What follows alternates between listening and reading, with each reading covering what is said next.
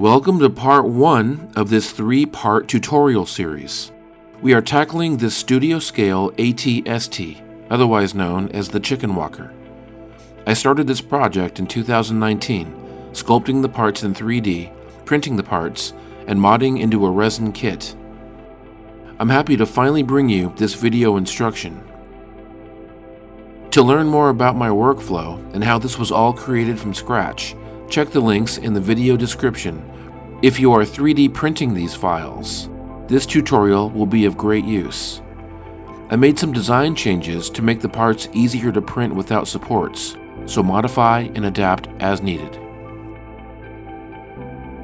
This feature-length tutorial is quite detailed, and I ended up filming much more of the build-up process than I usually do, so I'm breaking this tutorial series into 3 separate episodes. In this video, episode 1, I'll be showing you how the parts are prepared for assembly, and overview how the printed components included in this kit are cleaned, smoothed, and prepped. At the 12-minute mark, I'll show you how the head goes together, spending time on each section until they are ready for paint. I will be showing you how to integrate an inexpensive magnetic car mount into the neck joint, and how to articulate the chin and cheek guns. At the 28-minute mark, I begin assembling the chassis. This is a lot of parts, but it's so satisfying seeing them all go together. Archive X paints are used to base coat the parts, but we save the actual weathering phase for episode 3. In episode 2, we assemble the feet, shins, femurs, and thighs. We integrate the mechanical hardware, namely machine screws and set collar rings, into the hip connectors and all the leg joints. I also show you how to build a support base using off-the-shelf components. Once fully mounted, we continue with hyper-detailing all the body parts. Episode 3 is purely weathering this model, a full 30 minutes of it. I'll show you how to use Archive X paints to introduce subtle washes of colors, oil stains, drips, grime, and rust.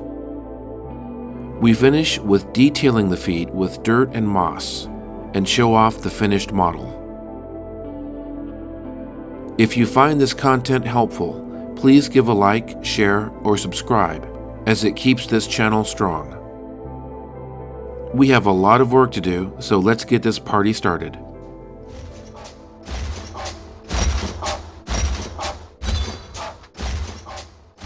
Here's a little primer on prepping the parts before we start some base assembly.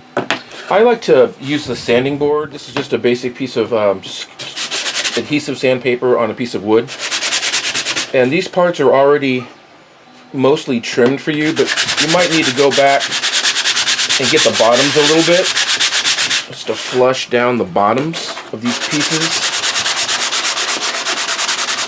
And that's real easy to do like that. So you'll do that for most of these parts. Now, for some of the smaller pieces, I leave these sometimes on the flashing. So just break these little bits off the flashing and flush up the bottom. And that little part's ready for install.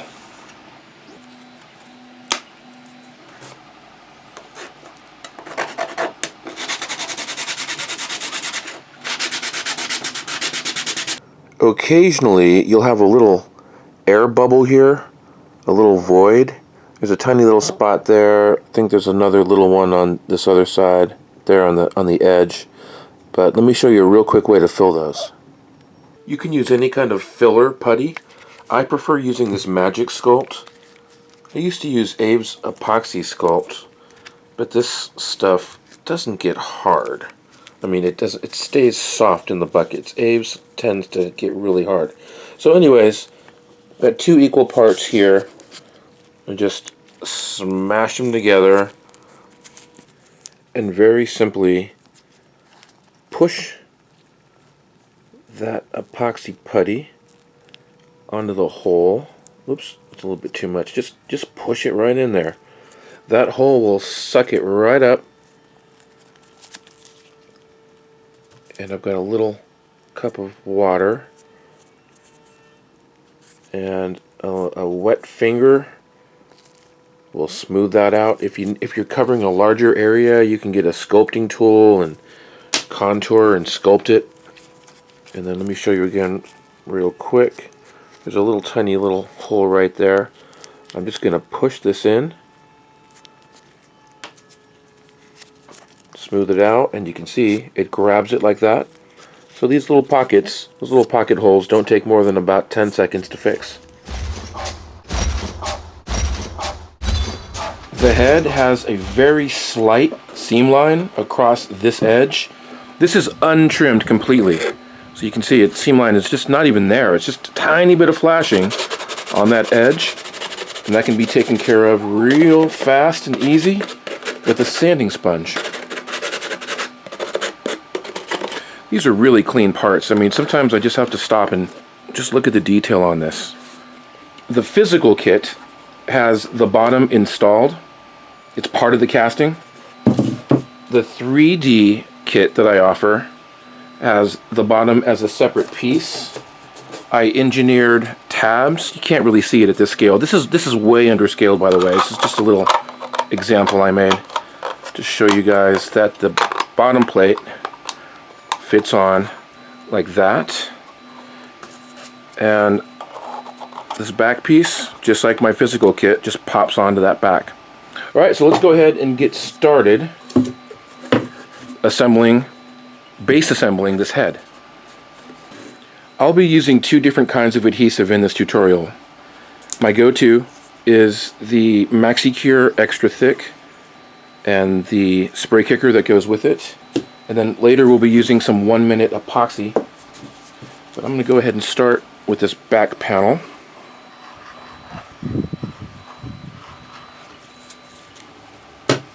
Make sure this really adheses well. I'm going to give that a slight spray kick.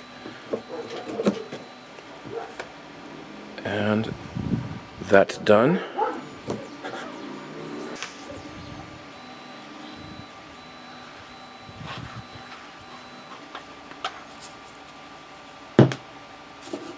I'm not going to spray kick the top of this because I want to be able to shift this as I go.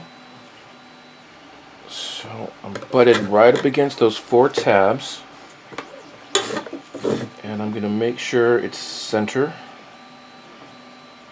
I kind of goofed. What I needed to do first is Dremel out these eyes so that any of that debris in there can fall out of that hole that's in the back, but that's no big deal. I'll just make sure that there's no big chunks, and I'll just air hose all the pieces out of the windows there. But when you do this, make sure you Dremel out those eyes first so the pieces can fall out.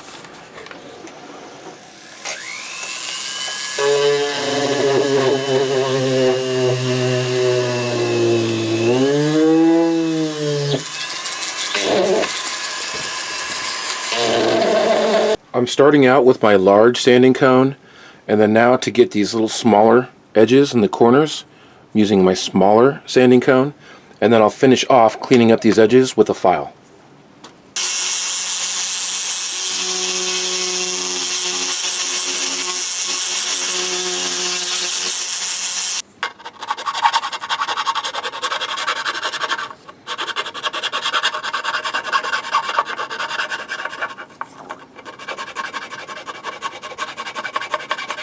I'm going to primer this entire head just so I can see where I'm at. I probably have a little bit more fine filing to do here in the eyes, but I'll do this with all the parts. So I just want to get these gray so it's not so blinding and I can see everything.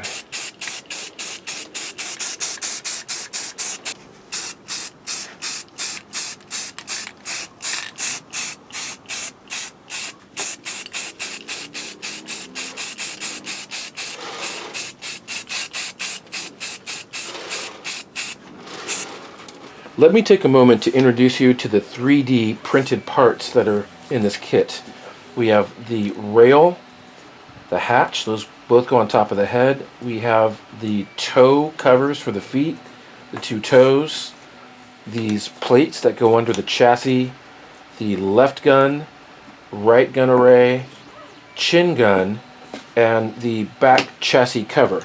Now, sometimes I'll have already done this step for you, which is to remove the support material. This is kind of an advanced kit, so you should probably already know about support and why 3D prints need support. So sometimes I'll spend a few minutes removing the support for you, but if I don't, I just want you to see how I do it. I use some needle nose pliers and just pull away those supports. On the toe, boy, this is a little piece, so it's hard to see, but there's a little support that's under that middle toe. Take that off. So there's a little hook on that center toe. Alright, so this guy is mostly clean. That's ready to primer. Chin gun, same deal. On the back, we've got these supports. And just go ahead and knock them off.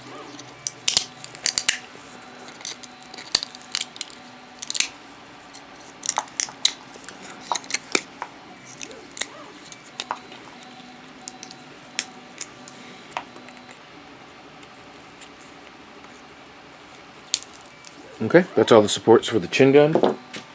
Back chassis cover. Usually this will come off in 1 or 2 big pieces. There's 1.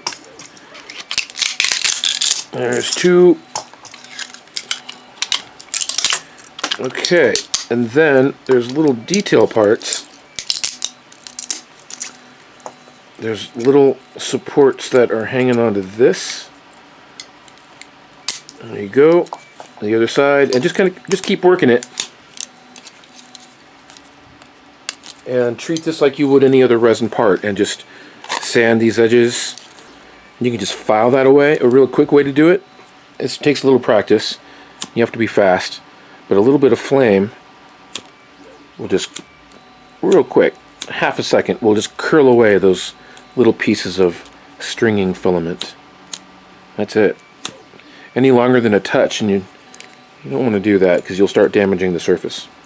Alright, this guy's ready to primer, and this guy doesn't have any supports left over. Alright, let's go ahead and let me show you my trick for smoothing FDM prints. To avoid a lot of sanding on this, you'll hardly need to sand these at all. I use a high fill primer, Duplicolor.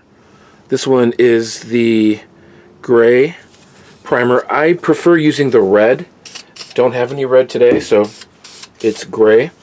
Now instead of spending a lot of time doing this step, smoothing these guys out and showing you each step, I'm going to put a link to a very detailed tutorial I did last year on this whole process of putting on liberal thick coats, letting them dry, and repeating about 4 or 5 times, sometimes 6, 7 times, until everything is super gloss smooth. The trick is, very simply, to keep applying it, thick layers, let them cure, and then come back with another thick layer.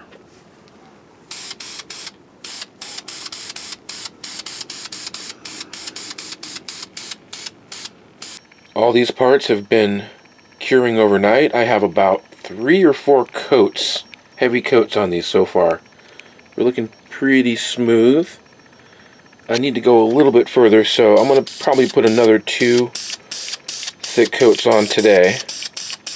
And then by tonight, these will be ready to assemble. Before I start adding more detail, now that I can see everything really clearly, I can come in and fine tune. There's a little bit more of that seam line that's right here. So I'm going to do this for every single body part. After it's primered, I'll inspect it, see where it needs adjustment. If there's any pinholes, that's our opportunity to fill those, and then we can move on. Occasionally, for thin pieces like this is the armor piece for the side of the head. Sometimes if they're in a hot box, if they're in storage for a long time, and especially in a hot environment, they might tend to bend, these thinner pieces. We can correct that. And this piece, by the way, has been in my basement for probably 4 months, and it's been kind of a hot summer, so have a little bit of a bend on this. We can correct that with hot air. So I'm just going to apply even hot air to this backside. Here we go.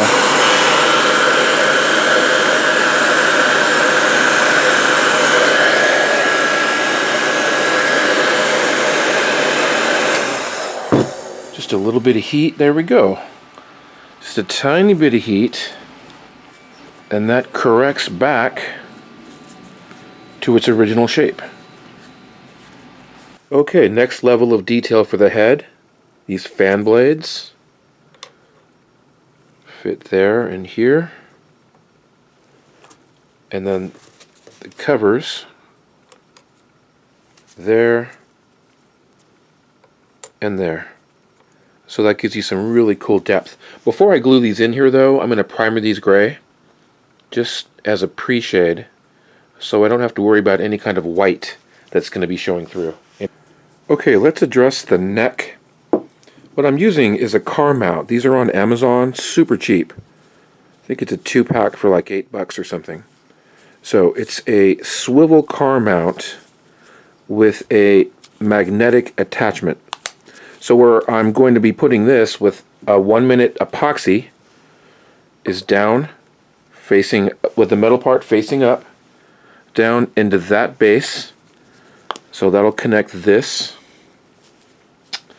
Then this will epoxy to the top of this. So with everything in place, I can pop that neck off. And this magnetic swivel allows the head to rotate, and it allows it to pitch and yaw. And then I'll be using a wooden dowel embedded into the bottom. And that wood dowel will be mounted to this. I made an adjustment on this neck. I trimmed this down a little bit more and this a little bit more. The head was sitting a little bit tall. So here's your cast piece, and then this is how much I trimmed it. So you can see, I'll line these up here. Didn't trim it a whole lot up here, but down here I trimmed it pretty significantly.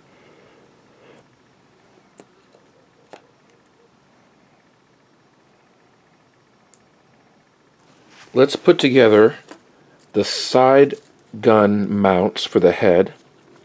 So these are laser cut ABS, and they pressure fit onto these medallions. And refer to my photos to see the orientation. And then these chips on both of them aim sideways, something like this. And you will need tweezers to apply these properly. Okay, here's your side gun medallion.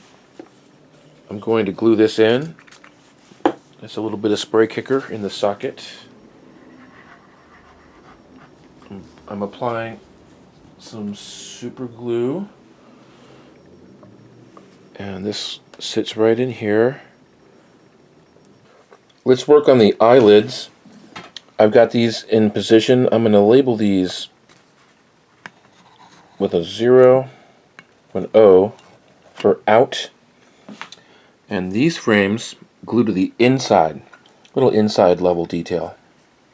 I'm using a standard styrene adhesive, just applied on there with a needle applicator, and making sure that that frame is centered. Good. That's perfect. And then let this capillary action work for you.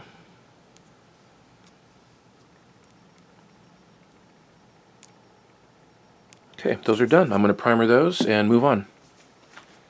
This is how these panels come. They come to you pre-trimmed on the edges, but not all the way trimmed.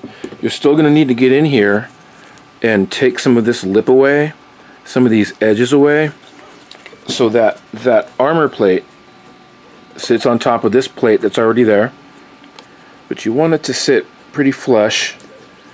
So yeah, just a few minutes on the Dremel just to get these edges a little bit neater, a little bit more shallow, and that'll fit much better. This is the shield For the left cheek gun, it's a laser cut piece of styrene. We need to curve this a tiny bit. We're doing that again with heat, just a little bit of heat applied. I'm just going to bend it around a paint can.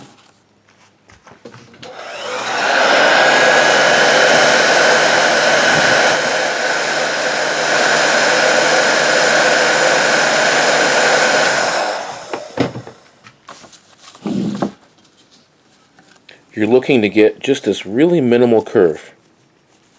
Alright, let's go ahead and add on the armor plating on each side of the head. There's this little chip guy, and then the armor plate lives right above that. There's a few more details that go onto this, but I'm going to wait until after I paint this its final color, or close to its final color, before I apply these details. But anyways, there's this hatch, this little hatch guy. It's one of your 3D pieces you smoothed out, and the handrail. You can see what we're doing here. Not bad for a day's work, right? That's looking pretty good. And this guy doesn't really look right without his eyelids. So those are going to super glue right onto the top portion right there. Here it is, the moment I've been waiting for a long time. Really excited to use Archive X.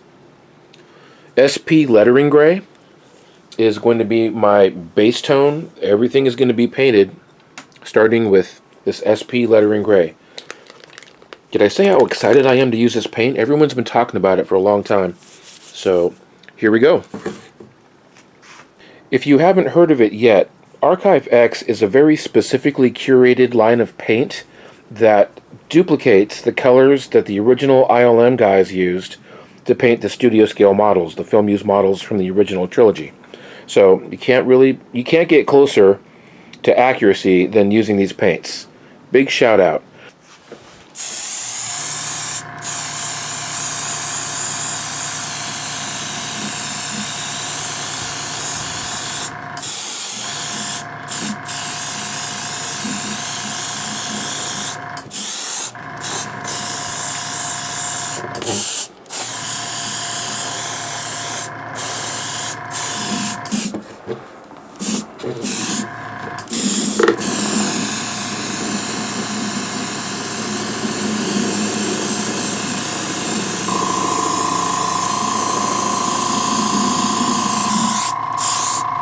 Boy, those details are popping.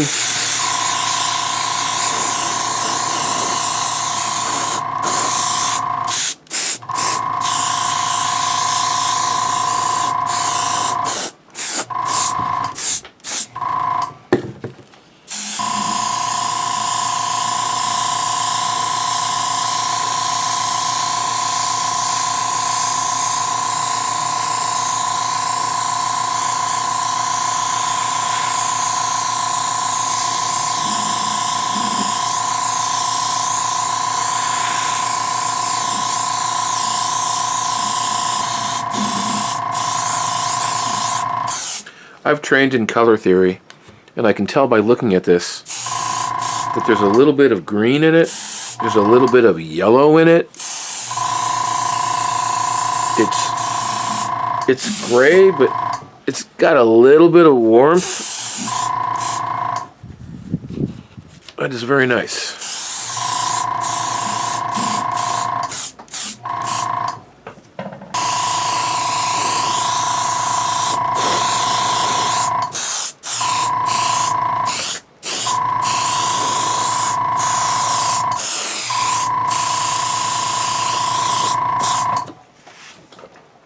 I've only been working with this paint for about 10 minutes, but one thing I can tell you is it comes out really creamy, velvety, just delicious velvet.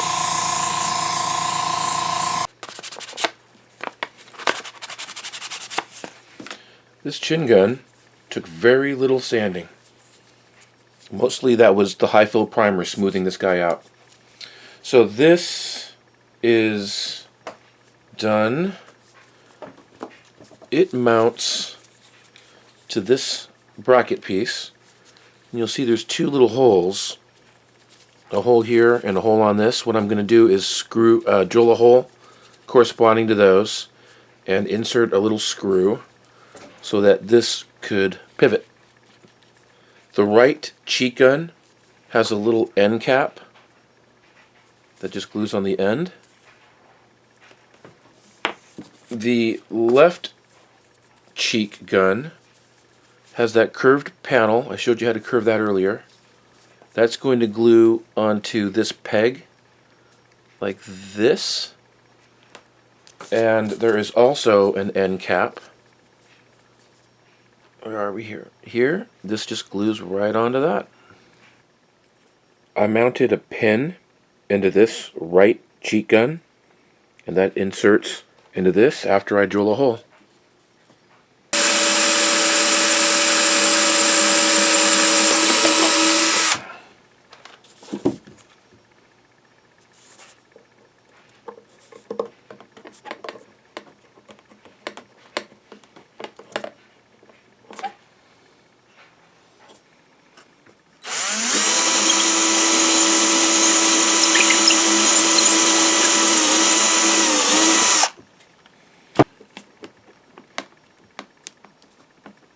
There we go.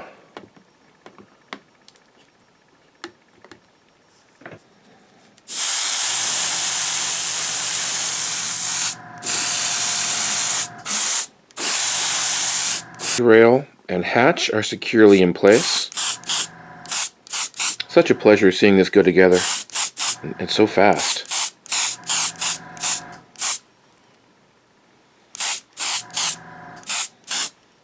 I have the chin gun mounted.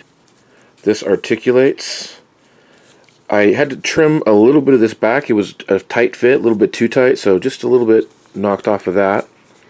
And then this will epoxy right into its little house right there. Now it's time for some hyper detailing. On these cheek gun mounts, there's 3 holes. There's 1 on the bottom, 2 on the top. I'm using a little bit of brass rod.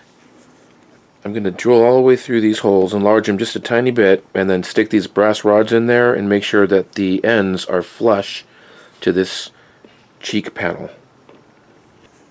There are the rods in place.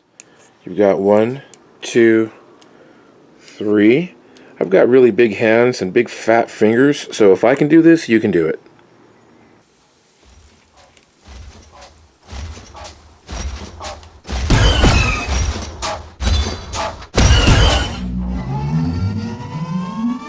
Chassis, bottom, and the top plate, except there's more that goes on top. So what you're doing here is, this is the back, and we're flushing up the back. Flush on the back, and you'll see that this is designed with some steps. There's a step, and there's a step here on the front.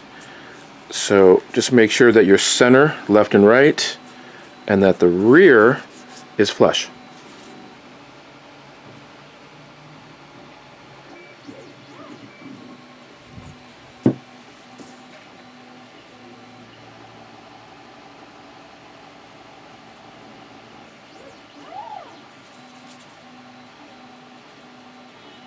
I'm making an effort to show more of these steps. So this is probably going to be a very long tutorial. Okay, so lining up left and right, and lining up flush at the back. And you can facilitate that alignment just by holding it down on the table while that adhesive dries. This top plate butts up against that plate, centered left and right, so it overhangs. You'll have a little bit of overhang. This laser cast piece lives here. This detail here is good enough, but I wanted it to be even better. So I made a little topper that goes right there. This brick into place, I'm going to save that for later because there's an option to mount a coupler inside of here with a 1/4" thread. And if you're doing that, to hide that area, I designed this piece that would live here. And then this panel that lives underneath it, and then this goes on top. It's an option for later. We'll get to it when we start doing the chassis. But in the meantime, look at this beauty. It was just a few minutes to assemble this. Let's go ahead and primer this and see what we have.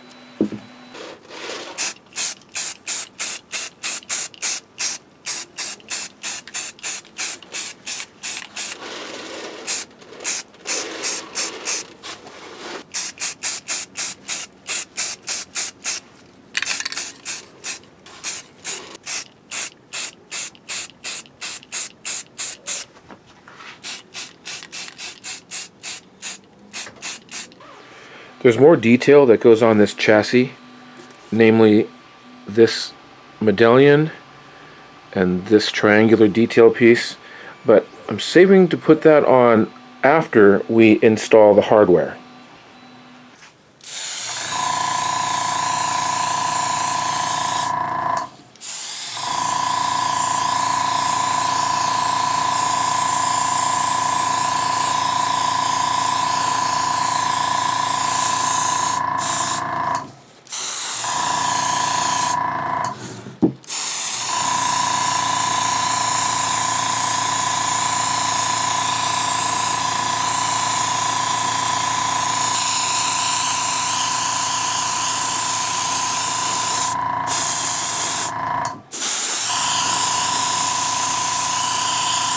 Here are my two pieces of faux cool shade.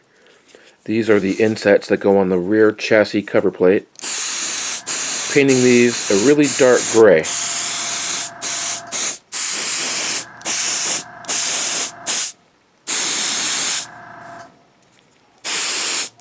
Here is how the chassis rear cover plate turned out. That is 99% high fill primer and 1% sanding. Turned out very nice. So what we're doing is we're taking our faux cool shade and gluing those into those openings from behind. This concludes episode 1 of 3.